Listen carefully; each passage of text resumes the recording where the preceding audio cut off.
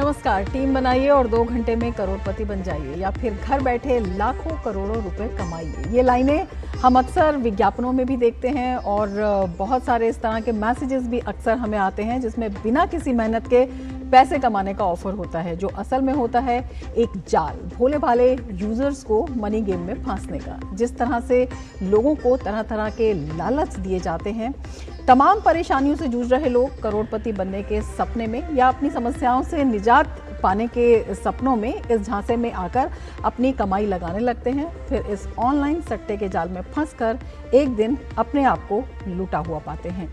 इससे न सिर्फ आर्थिक नुकसान हो रहा है, परिवार बर्बाद हो रहे हैं। कई मामलों में पीड़ित लोग अपनी जान देने जैसा कदम भी उठा लेते हैं। पैसे कमाने का सपना दिखाकर लोगों को लूटने वाले ऐसे सभी गेम्स पर रोक लगाने के लिए सरकार ने उठाया है बड़ा कदम। Promotion and regulation of online gaming bill 2025 जो संसद से पारित हो गया है, ये अहम इसलिए भी है क्योंकि कई ऑनलाइन गेम्स राष्ट्रीय सुरक्षा के लिए भी खतरे के रूप में माने जा रहे हैं।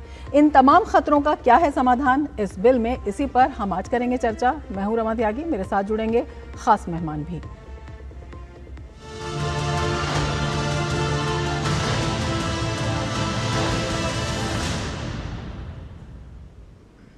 चर्चा की शुरुआत करेंगे, लेकिन एक बार फिर से आपको बता देते हैं ऑनलाइन गेमिंग संवर्धन एवं विनियमन विधेयक 2025 संसद से पारित हो गया है। केंद्र सरकार ने इस विधेयक की तैयारी 3 साल पहले से की थी। जहां ई स्पोर्ट्स और ऑनलाइन सोशल गेम्स को बढ़ावा मिलेगा, वहीं रियल मनी गेमिंग पर पाबंदी भी इसके जरिए लगाई जाएगी। ऑनलाइन गेमिंग की पूरी दुनिया के 2/3 सेगमेंट को इस बिल में प्रमोट किया जा रहा है, लेकिन एक ऐसा सेगमेंट है, तीसरा सेगमेंट ऑनलाइन मनी गेम्स, जिसके कारण समाज में और विशेषकर मध्यम वर्गीय युवाओं में बड़ी समस्या बनकर उभरा है। एडिक्शन हो जाता है, परिवार की बचत इसमें चली जाती है। करीब करीब एक अनुमान है कि 45 करोड़ लोग इसकी चपेट में आ चुके हैं। तो सभापति महोदय, ये एक बहुत बड़ी समस्या बन चुकी है और इसका एक दूसरा बड़ा पहलू है मनी लॉन्ड्रिंग और टेरर सपोर्ट। टेरर एक्टिविटीज में भी मनी गेमिंग का एक बड़ा प्रभाव देखा गया है। माननीय अध्यक्ष जी, माननीय सभापति महोदय, इस समस्या को रोकने के प्रयास भी हुए, सेल्फ रेगुलेशन का भी प्रयास किया गया, परंतु ये समस्या बढ़ती गई। आज ये समस्या ड्रग्स की समस्या के समान बन चुकी है। माननीय उपसभापति महोदय, इसीलिए यह कठोर कदम उठाने का निर्णय लिया गया है।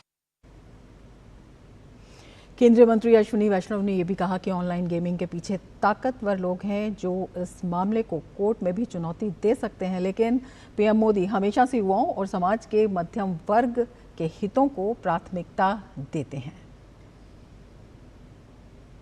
सभापति महोदय, ऑनलाइन मनी गेम्स के पीछे ताकतवर लोग हैं, कोर्ट में भी चैलेंज करेंगे, मीडिया और सोशल मीडिया के माध्यम से कैंपेन भी करेंगे, लेकिन जब हमारे युवाओं और मध्यम वर्ग के परिवारों को बचाने का विषय आता है तो मोदी जी के लिए प्राथमिकता केवल और केवल मध्यम वर्ग के परिवार और युवा है, नौजवान है। आपके माध्यम से माननीय लोक सभापति महोदय, मैं सारे देश को, प्रबुद्ध वर्ग को, विपक्ष के इन मान्यवर सांसद जो आज वेल के अंदर कूदे हैं, उनको भी सबको आह्वान करता हूं, मीडिया को, कि समाज में तेजी से बढ़ रही इस कुरीति को समाप्त करने में मदद करें। तो ऑनलाइन मनी गेमिंग एक बड़ा खतरा, एक बड़ा अपराध पूरे समाज पर बना हुआ है, पूरे देश पर बना हुआ है और बड़े मामले इनमें सामने आ रहे हैं। जो अलग अलग मीडिया रिपोर्ट्स हैं, अगर उनको हम देखें तो एक बड़ा जो जाल है वो नज़र आता है, किस तरह से जो भोले भाले मासूम लोग हैं उनके आसपास बुना जाता है। अगर हम बात करते हैं वडोदरा की, 3 युवक ऑनलाइन गेमिंग में 15 लाख रुपए हार गए। कर्ज चुकाने के लिए उन्होंने फिर एटीएम लूट का प्रयास किया और फिर उसके बाद वो पकड़े भी गए। तो अपने आप में आप देख सकते हैं कि अपराध में भी ये लोगों को धकेल रहा है। लोग इसके जो झांसे में आ जाते हैं और ये जो जानकारियां आ रही हैं, ये इसके मामले में जो सूचनाएं आ रही हैं, ये अपने आप में काफ़ी दुख देने वाले भी हैं और कई ऐसी सूचनाएं आई हैं, देश के कई इलाकों से सूचनाएं आई हैं जिसमें लोगों ने अपनी जान से भी हाथ धो दिया है। मैसूरू की बात करें तो ऑनलाइन गेमिंग की लत में 3 जानें चली गईं। 3 जानें चली गईं। अपने आप में ये बेहद दर्दनाक हादसा और देश के कई हिस्सों में हुआ है, क्योंकि उन लोगों को 80 लाख रुपए का घाटा हुआ था। एक ही परिवार के 3 लोगों ने इसके चक्कर में आत्महत्या कर ली। इसी तरह का जो एक वाकया है मध्य प्रदेश का भी है, जहां पर ऑनलाइन गेमिंग से 15 दिनों में 3 आत्महत्याओं का मामला सामने आया। डबरा निवासी विकेश ने ऑनलाइन गेमिंग में 35,000 रुपये जो है वो गंवा दिए। 30,000 रुपये का इसके बाद उधार भी लिया। घर वालों ने उसकी गुमशुदगी की रिपोर्ट दर्ज कराई और जब जांच पाई गई तो उनका शव बरामद हुआ। तो इस तरह से जिंदगियां जो हैं इसके हत्थे चढ़ रही हैं। इंदौर में एक किशोर ने ऑनलाइन गेम में 2800 रुपये गंवा दिए और इसीलिए फांसी लगाकर अपनी जान दे दी। वहीं भोपाल की अगर बात करते हैं तो लक्ष्मी नारायण केवट ऑनलाइन गेमिंग में कर्ज से दब गए और इतना दब गए कि उन्होंने घरेलू गैस सिलेंडर से आत्महत्या कर ली। बहुत ही दुखद हादसे हैं, बहुत ही दुख देने वाली कहानियां हैं। ऑनलाइन गेम के कर्ज में एक पुलिस कांस्टेबल ने भी अपनी जान दे दी। तो लगातार ये जो जाल है लोगों को फांस रहा है। रुद्रपुर की बात करते हैं तो ऑनलाइन गेम की लत ने किशोर की जान ले ली, क्योंकि गेमिंग की लत पूरी करने के लिए वो लगातार पैसे उधार ले रहा था। क्योंकि किशोर जो हैं, जो युवा हैं, वो इस तरह के जो झांसे हैं, इस तरह के जो प्रलोभन हैं उसमें फंस जाते हैं और जब नहीं इसको पूरा कर पाते हैं तो वो आत्महत्या के लिए मजबूर हो जाते हैं। जहर खाकर इस किशोर ने आत्महत्या कर ली। हाथरस की बात आपको बताते हैं। ऑनलाइन गेमिंग की लत की वजह से एक पिता से एक युवक का झगड़ा हो गया और युवक ने फांसी लगा ली। और इसी तरह के जो हादसे हैं लगातार हो रहे हैं। बिहार की हम आपको कहानी बताते हैं। ऑनलाइन क्रिकेट सट्टेबाजी में 2 करोड़ रुपए जो है एक युवक ने गंवा दिए और फिर मां की साड़ी से फांसी लगाकर अपनी जान ले ली और सुसाइड नोट में इस बात की जानकारी दी। तो देश भर से इस तरह के जब मामले आते हैं तो बहुत सारे सवाल उठते हैं और इन्हीं सवालों का जवाब जो है इस बिल में तलाशने की कोशिश की गई है। देश के हर हिस्से से इस तरह की जानकारी आ रही है और अब जब ये जो बिल है संसद से पास हो गया है तो देश भर में खुशी की लहर भी है। लोगों ने इसका स्वागत किया है। आपको दिखाते हैं क्या कुछ कहना है आम लोगों का। ऑनलाइन गेमिंग की लत बच्चों में इतनी ज्यादा लग चुकी है कि वो अपने अभिभावकों माता पिता से छिपकर इस तरह की गेमिंग खेलते हैं और पैसे बर्बाद करते हैं और अंत में फ्रस्ट्रेट होकर वो गलत कदम भी उठा लेते हैं।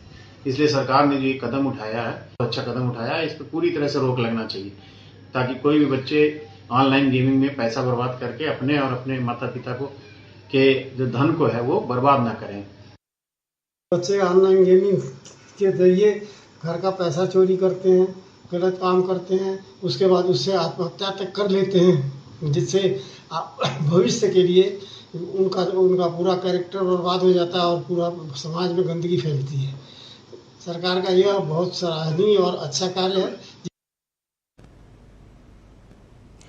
तो देश भर में इसका स्वागत हो रहा है। कुछ पेरेंट्स की आप बाइट सुन रहे थे, किस तरह से वो इसका स्वागत कर रहे हैं, क्योंकि वो अपनी आने वाली पीढ़ी को इस जाल से, इस जंजाल से बचाना चाहते हैं और इसी पर हम चर्चा करेंगे। हमारे साथ 2 खास मेहमान इस वक्त जुड़ चुके हैं। अपने मेहमानों से मैं आपका परिचय करा देती हूँ। हमारे साथ जुड़े हैं अजित कुमार जी, जो जॉइंट सेक्रेटरी हैं ministry of electronics and information technology, और हमारे साथ साइबर लॉ एक्सपर्ट जुड़ चुके हैं एडवोकेट पवन दुग्गल भी। अपने दोनों ही मेहमानों का हम स्वागत करते हैं।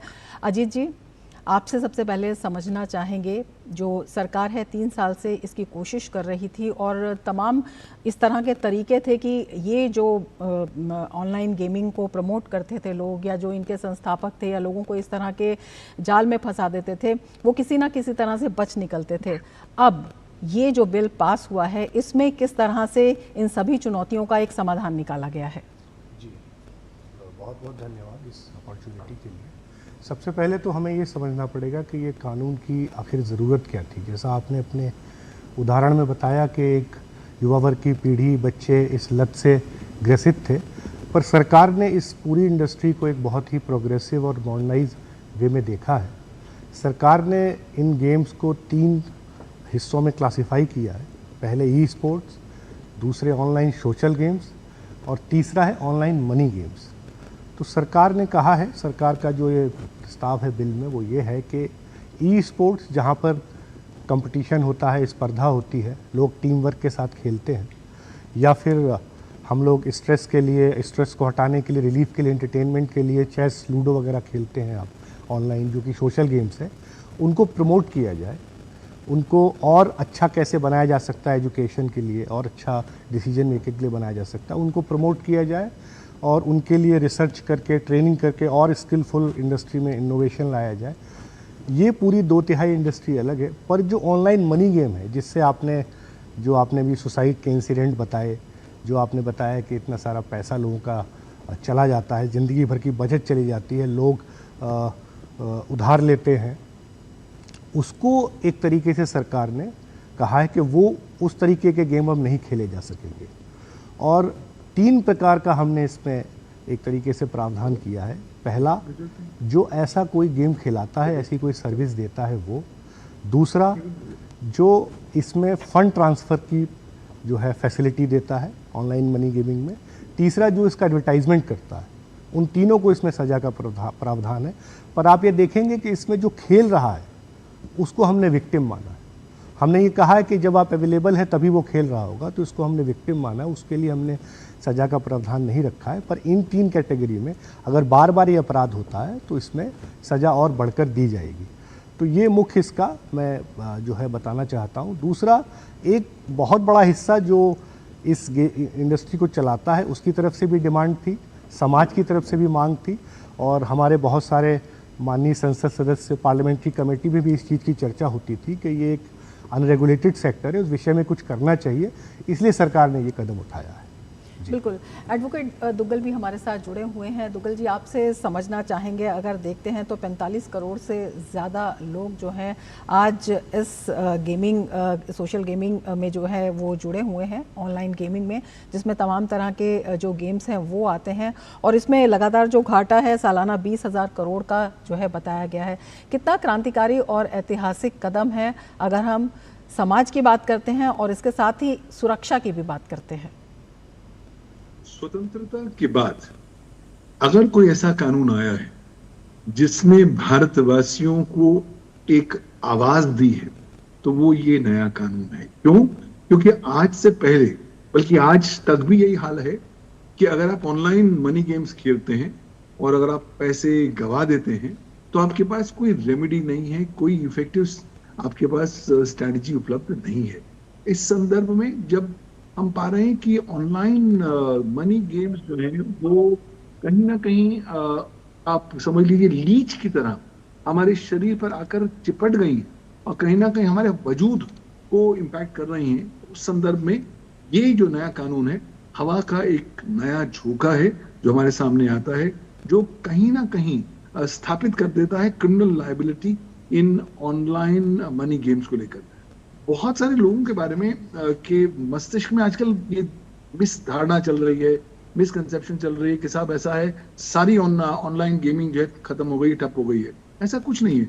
जैसे कि ज्वाइंट सचिव साहब ने बताया है, इंपॉर्टेंट चीज सिर्फ जब कभी आपने पैसा देना है किसी गेम को खेलने के लिए, इस उम्मीद के साथ कि मैं पैसा दूंगा और उसके बाद पैसा जीतूंगा, उस प्रकार की जो गेम्स हैं वो क्रिमिनल लायबिलिटी के दायरे में ला दी गई हैं।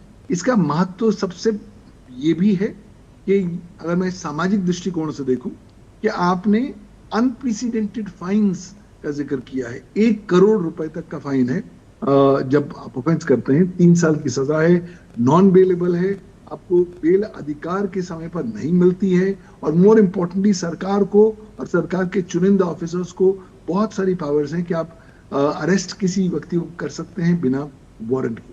दूसरी महत्वपूर्ण बात, क्योंकि सरकार केवल एक तमाशबीन ना बन सके, सरकार के हाथों को सशक्त करने के लिए ये कानून ने ब्लॉकिंग की पावर्स सरकार को दे रखी हैं, ताकि इंश्योर कर सके ताकि इस तरह के ऑनलाइन मनी गेम्स या online money gaming services Bharat में उपलब्ध ना हो।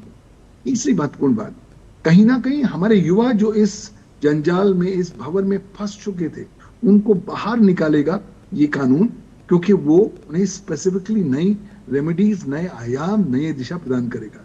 चौथी महत्वपूर्ण बात कि ये जो कानून आया है वो इनडायरेक्टली ई स्पोर्ट्स को और ऑनलाइन सोशल गेम्स को बहुत ज्यादा प्रोत्साहन देने वाला है। तो अगर हम इस पर ज्यादा फोकस कर लें अच्छी बात रहेगी, लेकिन अल्टीमेटली जहां उद्देश्य बहुत अच्छा है, ये कानून कहीं ना कहीं सिद्धांत जो हमारे संविधान में है उनको प्रतिबिंबित करता है।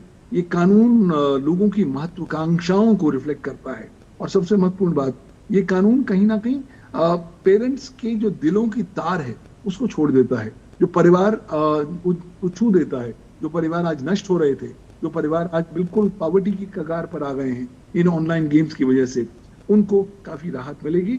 लेकिन जहां एक और ये बहुत सकारात्मक कदम है, वहां दूसरी महत्वपूर्ण बात ये होगी कि कहीं ना कहीं आगे चलते समय हमें इस कानून के इफेक्टिव इन्फोर्समेंट पर ध्यान देना पड़ेगा। जब हम इसके सेकेंडरी रूल्स एंड रेगुलेशंस बनाएंगे, तब भी हम कुछ जो एलिमेंट्स इस कानून में फिलहाल अभी तक हम नहीं कवर कर पाए, उनको भी हम कवर करने का प्रयास करें, ताकि इस कानून को ज्यादा सशक्त किया जा सके, सरकार के हाथों को ज्यादा मजबूत कराया जा सके, और ये जो मुहिम इस कानून ने छेड़ी है सोशल चेंज के लिए, उसको हम आगे बढ़ा सकें।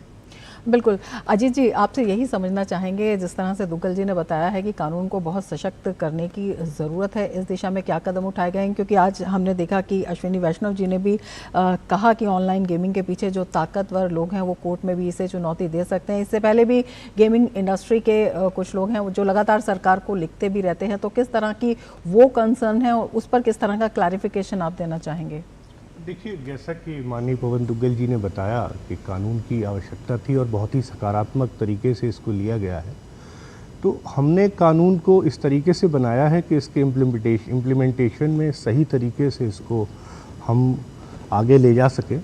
और मैं किसी भी कंपनी का या किसी चीज़ का नाम नहीं लेना चाहूँगा जिन आप सशक्त प्लेयर्स की बात कर रही हैं, पर हम बस ये कहना चाहते हैं कि हमने गेमिंग इंडस्ट्री को बिल्कुल बंद नहीं किया है, बल्कि हमने उसे और प्रोत्साहन दिया है।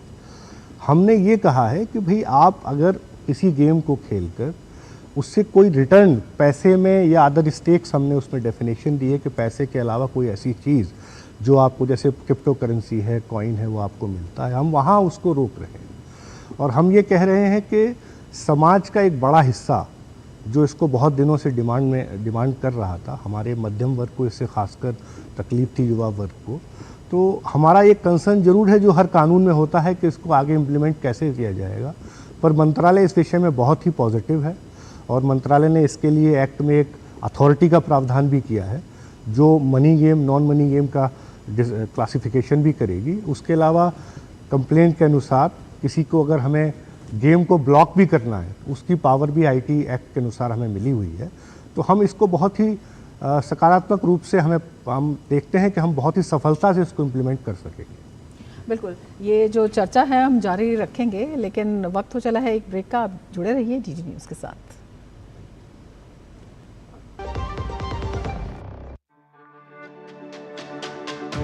मेरी पसंद, मेरी पसंद, मेरी पसंद, मेरी पसंद, हमारी पसंद, हम सबकी पसंद। मजबूत देश का मजबूत सरिया हो गया स्टील। ब्रेक के बाद फिर से आपका स्वागत है हमारे ख़ास कार्यक्रम में, और दो ख़ास मेहमान हमारे साथ जुड़े हुए हैं। अजीत जी, आपके पास आना चाहेंगे और आपसे समझना चाहेंगे इस जो ये बिल है, इसकी जो तमाम प्रोविजंस हैं उनमें ये भी समझना बहुत ज़रूरी है, जो रियल मनी गेमिंग है उस पर अंकुश लगाया गया है और बाकी जो दो तरह की ऑनलाइन गेमिंग है उनको प्रोत्साहन भी दिया गया है। इसका मकसद क्या है जब हम ई स्पोर्ट की बात करते हैं या सोशल ऑनलाइन गेमिंग की बात करते हैं? जैसा कि आप कानून का नाम आप देख ही रही होंगी, बिल का नाम है प्रमोशन एंड रेगुलेशन। तो हम एक तो प्रमोशन हम चाहते हैं कि जो भी देश में इस व्यवसाय में लगा हुआ है, इस इंडस्ट्री में है, उसकी जॉब अपॉर्चुनिटी या इस सेक्टर में जो ग्रोथ हो रही है वो बिल्कुल ना रुके। रियल मनी की तरफ अगर हम जाते हैं तो कभी कभार ये खबर आती है कि मनी लॉन्ड्रिंग भी एक इसका हिस्सा है, शायद कुछ लोग इसमें मनी लॉन्ड्रिंग भी इसके थ्रू करते हैं। तो इसीलिए सरकार ने ये कदम उठाया है कि एक तो सामाजिक रूप से जो है हम अपने मध्यम वर्ग को सुरक्षित कर सकें, अपनी युवा पीढ़ी को एक सही रास्ते पे इसकी लत से बचा सकें। दूसरा, जो एक कहीं कहीं हमें नेशनल सिक्योरिटी पे या थ्रेट लगता है, मनी लॉन्ड्रिंग का थ्रेट लगता है, उसको भी हम रोकथाम कर सकें। तो ये एक तरीके से आप देखेंगी तो मनी गेम को रोकने की तरफ ही हमने केवल एक कदम उठाया है। और हम ये कहना चाहते हैं बड़े साफ साफ कि कहीं से भी एक ऑनलाइन मनी गेमिंग की सर्विस चाहे देश के बाहर भी हो, कोई भी इस देश में नहीं दे पाएगा इस एक्ट के बनने के बाद। बिल्कुल। दुग्गल जी, आपसे समझना चाहेंगे, तमाम तरह के जो कानून हैं और जो कदम हैं वो पहले भी उठाए जाते थे, लेकिन बहुत से लूपहोल्स होते थे जिनसे कि जो इस तरह के लोग हैं वो बच निकलते थे। अब ये जो बिल आया है इसमें उन पर कितना जो है ध्यान दिया गया है, और एक ये भी हम आपसे समझना चाहेंगे कि किस तरह से ये दर्दनाक कहानियाँ जो देश भर से हमने देखी हैं वो तो है ही, आर्थिक रूप से, सामाजिक रूप से जो एक नुकसान बड़ा देश को हो रहा है, इसके साथ ही ये राष्ट्रीय सुरक्षा के लिए भी एक बड़ा खतरा, जिस तरह से हम मनी लॉन्ड्रिंग की बात कर रहे हैं। देखिए, सबसे पहली बात तो सरकार को सराहना की जानी चाहिए, मंत्रालय को मुबारकबाद दिया जाना चाहिए, क्योंकि एटलीस्ट आपने एक इस तरह की सोशल गेम चेंजिंग लेजिस्लेशन लेके आने की सोची, और वो लेजिस्लेशन लेकर आए जो भारतीय समाज पर एक बहुत ही अपना अभिन्न प्रभाव छोड़कर जाने वाली है। आज भारतीय समाज में लोग ब्लीड कर रहे हैं क्योंकि पैसे जा रहे हैं, पैसे जो हैं लत से जा रहे हैं, और लत का कोई वो है नहीं, कोई प्रकार का अंत नजर नहीं आता। तो इस संदर्भ में कहीं ना कहीं एक सर्वे में पढ़ रहा था जिसमें बताया गया कि हर साल करीबन 20,000 करोड़ रुपए से ज्यादा रुपए लोग भारतवर्ष में गवाते हैं इन ऑनलाइन मनी गेम्स के प्रति, और ये पैसा भारत के बाहर कहाँ जाता है, किसके पास जाता है, और क्या उसका उपयोग भारत की प्रभुता, अखंडता या सुरक्षा को नकारात्मक रूप से प्रभावित करने के लिए तो नहीं हो रहा, क्या इसका इस्तेमाल मनी लॉन्ड्रिंग के लिए तो नहीं हो रहा। ये महत्वपूर्ण सवाल थे जो फिलहाल सवालिया निशान बनकर खड़े थे। अब इस कानून के आने के बाद भारत ने एक समूचा संदेश पूरे राष्ट्र को दिया है और पूरे संसार को दिया है कि साहब, एक जो दुनिया के सबसे बड़ा प्रजातंत्र है, जो सबसे बड़ा जनसंख्या का राष्ट्र है, वो आज एक ऐसा सोशल और एथिकल स्टैंड लेता है जो और किसी राष्ट्र ने नहीं लिया कि साहब हम ऑनलाइन मनी गेम्स को अपने यहाँ नहीं अलाउ करेंगे, और अगर जो लोग करेंगे उनके लिए सख्त कानूनी सजा का हम प्रावधान भी करेंगे। इंपॉर्टेंट चीज इसकी ये है कि जब आप इसके डेफिनेशनल क्लॉज को देखें तो उसके डेफिनेशनल क्लॉज में बहुत से ऐसे पैरामीटर्स हैं जो राष्ट्रीय हित और राष्ट्रीय इंटरेस्ट के संरक्षण की दिशा में मुझे लगता है कि सरकार के हाथों को सशक्त करते हैं, और जो बहुत जबरदस्त पावर सरकार को दी गई हैं, अथॉरिटी को दी गई हैं, वो इस दिशा में दी गई हैं ताकि हम अपने नेशनल इंटरेस्ट को कहीं भी गिरवी ना रख सकें। देखिए, ये तो ऐसी कंपनियां हैं वो एक मिनट भी नहीं सोचेंगी, उन्हें सिर्फ अपना पैसा चाहिए, उन्हें सिर्फ अपना प्रॉफिट चाहिए। वो कुछ नहीं सोच रही कि हम किस तरीके से पूरे भारतीय समाज को खोखला करते जा रहे हैं। और क्योंकि सरकार संविधान के साथ गाइडेड है, directive principle of state policy के सिद्धांतों का पालन करती है, इसलिए वो इस तरह की गेम चेंजिंग लेजिस्लेशन लेकर आई है। मुझे लगता है आने वाले 5-10 सालों में जो युवा वर्ग है वो आके सरकार को धन्यवाद करेगा कि एटलीस्ट आपके पास ये फोरसाइट थी कि आपने एक ऐसी लेजिस्लेशन लेके आने का सोचा जो ना केवल पर्सनल लेवल पर लोगों का संरक्षण कर रही है, बल्कि सामाजिक लेवल पर भारतीय समाज पर नकारात्मक प्रभाव ना पड़े उस दिशा में ठोस कदम उठा रही है, और जो राष्ट्र के इंटरेस्ट्स और नेशनल सिक्योरिटी एलिमेंट्स हैं उसको भी इम्पैक्ट कर रही है। हालांकि शब्द अगर मैं देखूं, साइबर सिक्योरिटी का शब्द इस कानून में नहीं आता, आर्टिफिशियल इंटेलिजेंस का शब्द इस कानून में नहीं आता, लेकिन शायद वो इसलिए भी नहीं रखा गया है क्योंकि सरकार अपने आप को ज्यादा फ्लेक्सिबिलिटी चाहती है, क्योंकि rule making power secondary legislation सरकार के पास है, और क्योंकि टेक्नोलॉजी आज इतनी ज्यादा विकसित हो पा रही है, तो थ्रू सेकेंडरी लेजिस्लेशन हम इस उभरती हुई टेक्नोलॉजिकल चेंजेस जो कहीं ना कहीं चुनौतियां खड़े कर रहे हैं भारतीय प्रभुता, अखंडता या सुरक्षा के संदर्भ में, उनको भी डील करने में सक्षम हो पाएंगे। बट अल्टीमेटली बॉटम लाइन फिर भी ये रहेगा कि ये कानून तो भारत के अंदर ही लागू रहेगा, भारत के बाहर क्या करेंगे, क्योंकि जो कंपनियां आज ये सेवाएं भारत में दे रही हैं वो अपना बस्ता बंद करेंगी, भारत से बाहर चली जाएंगी, फिर कहेंगी साहब हम आपकी यही सेवाएं भारत के बाहर से स्थित होकर आपकी भारतीय नागरिकों को देंगे। उस तरह की चुनौतियों को हम कैसे डील करेंगे, उसके लिए हमें कारगर ठोस कदम उठाने हैं। दूसरी महत्वपूर्ण बात, अधिकांश ये जो online major money game companies हैं वो कहीं ना कहीं डार्क नेट पर शिफ्ट हो जाएंगी, ताकि वो चाहेंगे कि साहब डार्कनेट के माध्यम से अपनी सेवाएं उपलब्ध कराते रहें। तो इस कानून की सशक्त और इफेक्टिव एनफोर्समेंट जो है बहुत ज्यादा जरूरी होगी। और कहीं ना कहीं जब तक आप कैपेसिटी बिल्ड नहीं करेंगे, लोगों को जागरूक नहीं बनाएंगे इस कानून के महत्व, उसकी बिल्कुल अजीत जी, को लेकर बिल्कुल दुग्गल जी, बहुत महत्वपूर्ण बात आप बता रहे हैं। अजीत जी, आपसे समझना चाहेंगे अंत में कि किस तरह से ये जो जिस तरह से मनी गेमिंग है उस पर तो एक बड़ी लगाम है ही, जब हम ई स्पोर्ट्स की बात करते हैं या सोशल ऑनलाइन गेमिंग की बात करते हैं, किस तरह से युवाओं के लिए एक बड़ा मौका भी है जब हम देश को विश्व का एक गेमिंग हब बनाने की बात करते हैं। जी देखिए, एक तो मैं ये बताना चाहूँगा कि जो अथॉरिटी इस एक्ट में बनी है वो इन ई स्पोर्ट्स को और सोशल गेम्स को रजिस्टर करेगी, तो हमें पता भी चलेगा कि कौन कौन से गेम्स खेले जा रहे हैं, क्या हो रहा है। दूसरा, social games, e sports games खेलने से युवाओं को कुछ फ़ायदे भी हैं, जैसे फास्टर डिसीजन मेकिंग होती है, उनकी मेमोरी बढ़ती है, स्किल बढ़ता है। तो उस तरीके से हम देख रहे हैं कि इंडस्ट्री में सोशल गेम्स और ई स्पोर्ट्स के क्षेत्र में काफ़ी इनोवेशन और काफ़ी ग्रोथ देखने को मिलेगी। जो लोग इस सेक्टर में काम कर रहे हैं वो अब इन दो गेमिंग सेक्टर्स पे फोकस कर और अच्छा काम करेंगे।